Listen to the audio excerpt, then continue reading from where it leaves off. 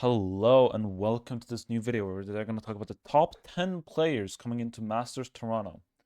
So this is going to work. I'm going to have 5 honorable mentions and then we're going to have 10 players that I'm going to display one by one with stats and sort of me talking about why I believe they are at the position they are.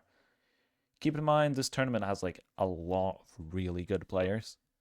Like this event has some incredible talent. Um, so this list is going to be, let's just say it's going to miss a lot of players that I feel like a lot of people would put up here. Let's just say this much. Like when I looked at making this list, I think I had around 25 players that I needed to bring down to 10 to 15. So there's quite a lot of players that didn't actually make this list that I felt like could potentially have made this list. But yeah, they just didn't end up going because I thought there was players that were better. Also, this is going to be sort of a mix between based on current form and how I expect them to perform at Toronto. Um, as I do feel like some of these players might not be performing as well at this current moment, but might perform better in the future. But if there's two players that I feel like might perform at a similar level at Toronto, I usually prefer to go with a player that I think is currently in better form or is currently more consistent. That's how it's probably gonna look somewhat. Um, but let's look. I'm gonna stop yapping and let's get into the honorable mentions. Where we got Alfier, Wood, Jogamo, Texture, and Karen. Um, I feel like I kind of needed to have some Gen G players here just because how good they looked at one point. I do think they sort of fell off a bit um, towards the end, and I do think overall, like uh, players like Texture and Karen are just like on such a high level that you kind of need to mention them in some way. Kind of similar with what Alpha and Jog. I feel like Jog is one of those players that's just on such a star-studded G2 roster that it's difficult to really like grasp how good Jog actually is because I feel like Jog is one of the better players um, on that G2 roster. It's just that they have probably or one of the best players in the world. It's just that they have three of the best players in the world. So it's just really difficult. And it's kind of the same with Team Heretics.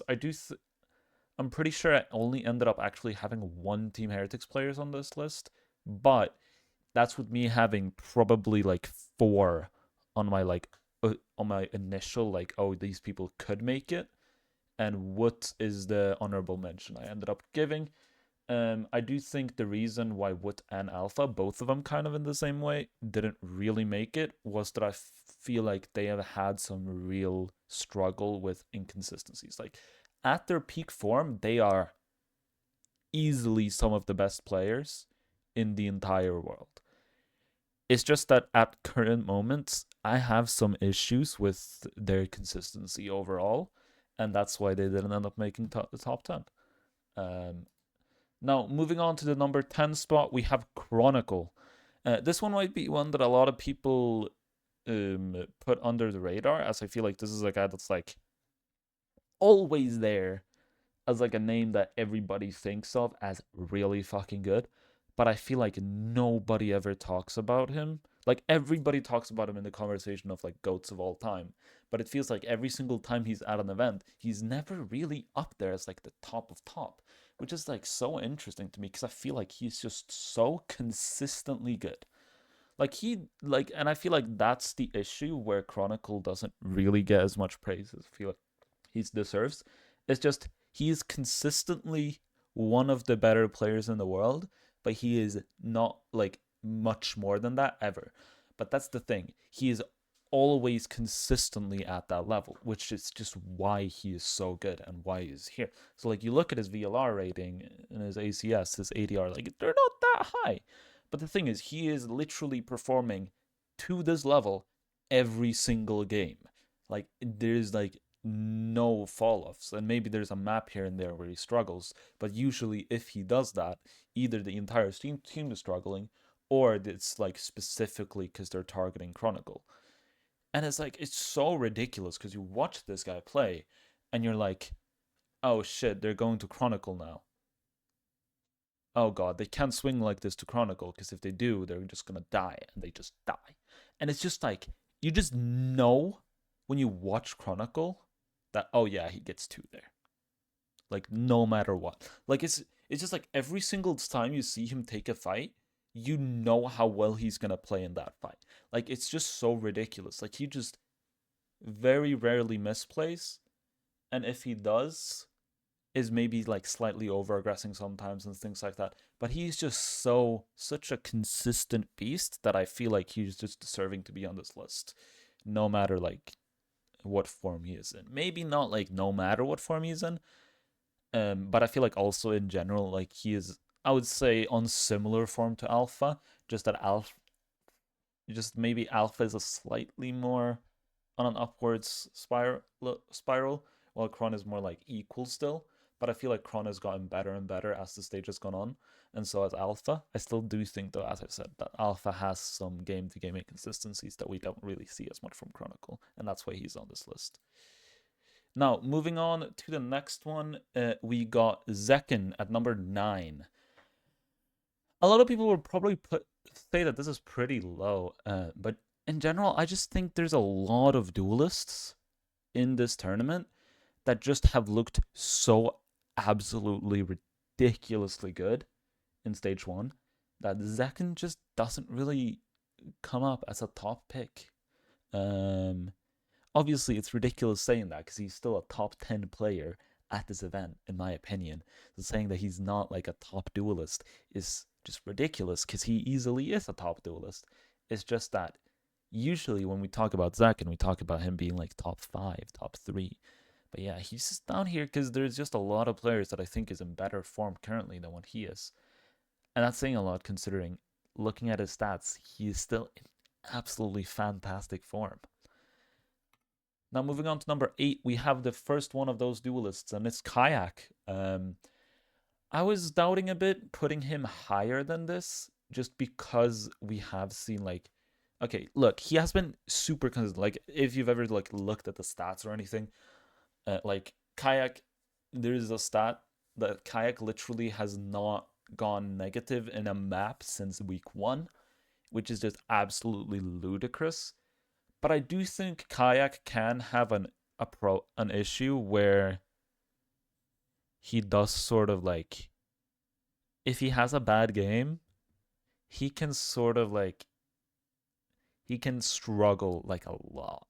And I feel like that's why I am not really putting him that high yet, is because we've seen those performances where he just puts up absolute stinkers, like that Fracture, which was the one map he went negative. And like, but overall, he's just too good to not be on this list. Like, against Team Heretics in the grand final, like, Team Heretics, one of the best teams in the world, and he goes plus 40 over 3 maps. Like, he is just on an absolute tear right now.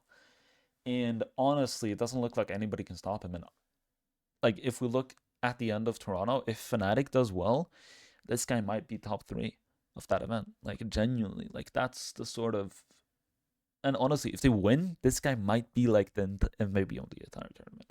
Like, genuinely, I think Kayak is at that level. I just have some concerns with Kayak and how he has been performing so far. Obviously, like, looking at the stats, like, it's pretty ludicrous what this guy is doing for Fnatic. But I still have some doubts, which I don't really have as many as with the players up in front of him. Now, moving on to another player in front of him, another duelist actually, we have Aspas, who Aspas is like probably the most impactful player on any teams in the entirety of Americas. This is probably the guy that like I would say, like, in Pacific, China, and Americas, or in Pacific and China, we have 2 teams that are gonna have 2 duelists up here, even higher up on this list. And the reasoning why they are so high is just because I think on both those teams, if they don't perform, their team isn't winning, but they have just been overperforming in every metric consistently every single game in pretty much the entirety of stage 1. And I feel like Aspas is sort of that. This probably the closest we get to that in Americas. Now it's still ridiculous that like this is probably as well Aspas in like somewhat like mediocre form. Like Aspas is in rounds above replacements, which is just that we don't have here. He's like top 5 in the world right now in tier 1. He has like look at these stats. Like it's insane that this is low form Aspas to me. This is not like fully like in shape Aspas when he's like prime loud, prime lev Aspas. Like that's not how he's playing right now. And still, I would argue that he's like easily a top 10 player in the world. Now, moving on to the next player, we have Forsaken. I will say I had Jhin on. Like Jhin was really close to making this list. And as you see, he's also actually the only person I've put more than 3 agents on, because I just sort of needed to, because he just plays everything, and I was like, I just need to like showcase like what pure insanity this guy's doing. Pretty much why Jhin didn't end up on this list is because Jhin did maybe slightly fall off in playoffs, and I feel like Forsaken rather did the opposite and stepped up. And also like Forsaken has just looked good the entire split, and I feel like Jhin has been struggling slightly at some points. But yeah, overall, I mean, Forsaken is just incredible.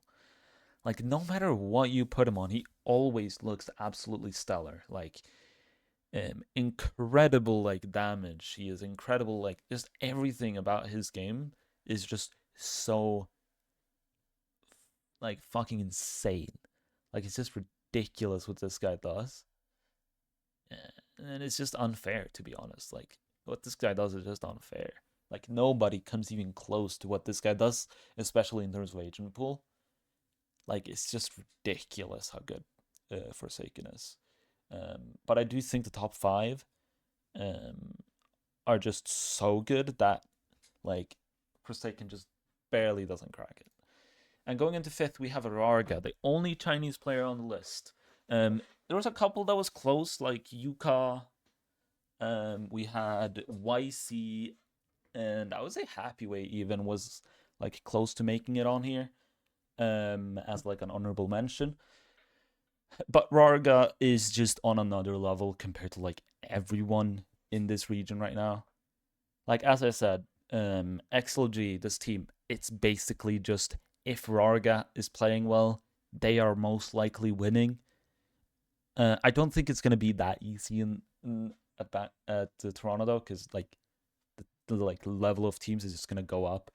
The reason he's only like 5th is pretty much just, and you're gonna see another player that's like even higher that is a similar type of player in my opinion, and that's gonna be higher, and it's pretty much just because of the level of the competition in China right now. It's just kind of low.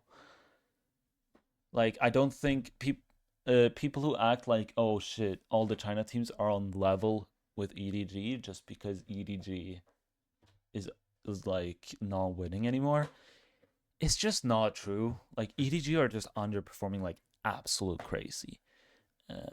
And the rest of the region hasn't really been catching up. That has been playing catch up, and they are not really close to being there yet. And pretty much what XLG is just like a solid fundamental team, like a really solid fundamental team. And yeah, they're good. Like I would say Chile is easily like a top 10 team in the world, like easily. Obviously, they're gonna play with the subs. It's gonna be even more difficult. But Rarga is just so ridiculously good that he just deserves a high spot on this list. Like it's just absolutely absurd what this guy does. Like the closest thing I could honestly like compare Rarga to is like Kane's era. Like that's genuinely like how ridiculously good this guy is looking right now. He's just running around killing people. Is genuinely what it feels like sometimes watching this guy. Now going into number 4, we have Rian's, who is the one Team Heretics player which I did put above Woods. And look, Miniboo looked absolutely incredible. but I just have my issues with Minibu, where it feels like he just kind of crumbles under pressure, and he looks so much worse in playoffs. Benji is up in form, but I just can't put him on like the list yet because of just how shaky he has looked at parts of the season. But he is definitely getting there. Now Rians, on the other hand, have just been this team's absolutely consistent beast, and I would argue that Rians is even in like slight, like low form. Like playoffs, I would say playoffs he was struggling a bit, and maybe that like those stats are slightly skewed due to like the how absolutely destroyed they got against Fnatic twice in a row. But overall, like he's just like he's struggled a bit in playoffs, and that's why he's only fourth. Because this guy is an absolute fucking beast, and yeah, it shows in his stats, and I think it also shows in his gameplay because he is just that good, like genuinely that good. Now going into number 3, we have what a lot of people consider like the America's counterpart of Rian's, which is Trent. A lot of people would probably expect this, think this is low, and probably like some of my takes here I think are kind of spicy, but I do think the reason I have Trent this low, or low, he's number 3 in the world, is pretty much just I think that his value, while maybe slightly like just increased due to Teo, and that won't be the case at Toronto. I also do think that there is a player on this G2 team that just is better in terms of impact. I think Trent is one of those players that will always have some incredible clutches, and will sometimes straight up win rounds on his own. But I don't think he's the one on this team that actually wins the most round on his own. And you can look at that by rounds above replacement. Like, sure, he's one of the best rounds above replacement players in the world right now. But there's a player on G2 that's actually higher, and that's a player that's going to be higher up on this list. But before we talk about him, we're going to talk about the highest player in terms of rounds above replacements in the entire world right now. And I would argue the second best player, and the best duelist in the world at the current moment, especially in terms of form, is Jemkin. If you watch any part of RRQ ever, any of RRQ's games so far this year, this guy is just an absolute fucking demon. Like, this guy is, it's just not impossible to stop this guy. Like, this guy is just absolutely ludicrous. Like, it's insane how good this guy is. And like it's difficult to like explain how good this guy is, and like just by talking about it, because he's just that good. Like if Jemkin is like, a lot of people are saying like, oh yeah, if Jemkin is having a bad game, RRQ will never win. Yeah, but that's the issue.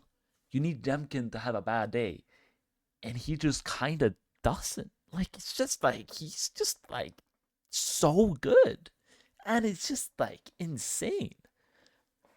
And I mean, as I said, he's the highest rounds above replacement in the entire world right now. The closest one to him is Luke Shaw, who, I mean, if you watched Americas, like, Luke Shaw is just absolutely like ludicrous. And then after that, it's Chichu, and then Kiko, and then Aspas. And it's just to understand, like, Aspas is at 3.3, Jemkin is at 4.3. Trent is at 2.9. This guy is like on a whole other level compared to anyone else in the world right now in terms of impact. And it's just ludicrous. And the only real reason why he is not number 1 is, I think there is just one player that just overall, like, when you watch this guy play, it's just, it might be some personal bias because I really like this player and how he plays, but it just looks so, it looks so good watching this guy play. And on top of that, he has one of the highest runs above replacement in the entire world right now. And on top of that, he's playing for what I would argue is the best team in the world by quite a long shot, and it's Leaf. Um, yeah, I mean, this guy is just on a whole other level. While he doesn't clutch as many rounds for G2 as Trent does, the real reason behind that really is because he is sort of like the guy to open up rounds if it's not Jogamo. And how he does that sometimes, it's just absolutely ludicrous. Like, it's so weird with this guy because it's like you watch him and you're like, oh yeah, that's nice. Oh, let's go. He got a kill there. Oh, let's go. And you're like saying, yeah, he's having a good game. And then just out of nowhere, you're looking and you're like, this guy is absolutely destroying them. What the fuck? Like, just out of nowhere, you just look at the scoreboard and you're like, when did Leaf get like 30? And it's just like so insane because it's just like, oh yeah, you got a 3K there. Oh yeah, 2K there, 3K, 2K, 3K, 3K, 2K, 3K. Like, it's just like he just gets so much consistent value round after round after round.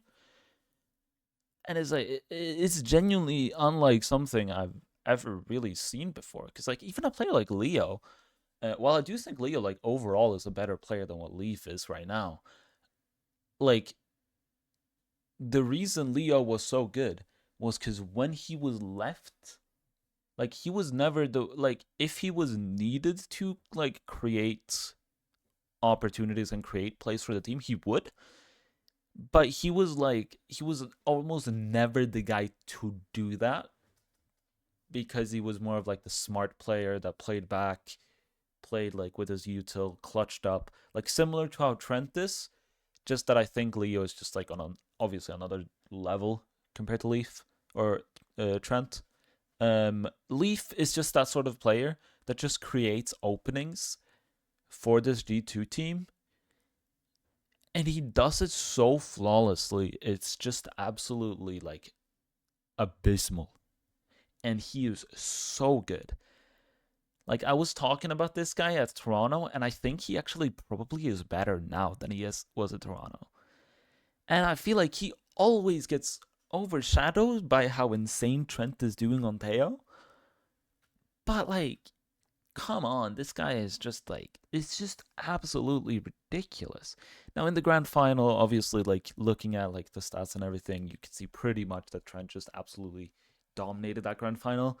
But just to give an example, look at the MIBR game, and there you see a game where it's the opposite, and Leaf is actually the one that's like absolutely dogging on everybody, and it's just like, and it's not like Leaf even performed particularly bad in that grand final either. Like it was just at that in general, like with Leaf's playstyle, it real like Leaf's playstyle really is really good. Like let's just say this much: the rating system we have currently on VLR and stats in general really favor the way Trent plays. Um, so a lot of the time, Trent will have pretty ridiculous stats. But like for example, if we look at the MIBR game that I was talking about, Leaf actually has a higher rating than Trent does. But Leaf also dropped 21 more kills. 21 over the series. He went 14-8 in first bloods. Had and also, but like the big difference is that Trent also died like much less, and that's like the big thing. Trent just don't die. Leaf dies, but he always gets value when he dies. Like it's just like no matter what, he gets a bunch of value. Like Haven, he was absolutely stellar, and that was the map that they actually ended up losing. Then Lotus happened, and I mean that map Trent just took over, but Leaf was right there behind him. And then Split happened, and once again, I would argue that Leaf was better than Trent that game, but Trent still has a higher rating because he has less deaths. And then the round after, And then the game after that, I mean, that's the game where Valen went nuclear. But honestly, like Leaf, that map as well was just right behind him, and I argue maybe even was performing on a higher level than Valen. Although Valen went absolutely crazy that map, and it's the one that people like remember. Like Leaf was at least equally as good as Valen that map. This guy's just like he's so consistently good. Like it's just insane. And just overall, yeah, Leaf is just that guy right now, and I think he's deserving of number one. But yeah, that was it. Thank you for watching. Please like and subscribe if you enjoyed the video. If you would disagree with something or think a player should be on here that wasn't, please leave a comment, and we can maybe I can maybe explain my reasoning in the comments. And yeah, I'll see you in the next one.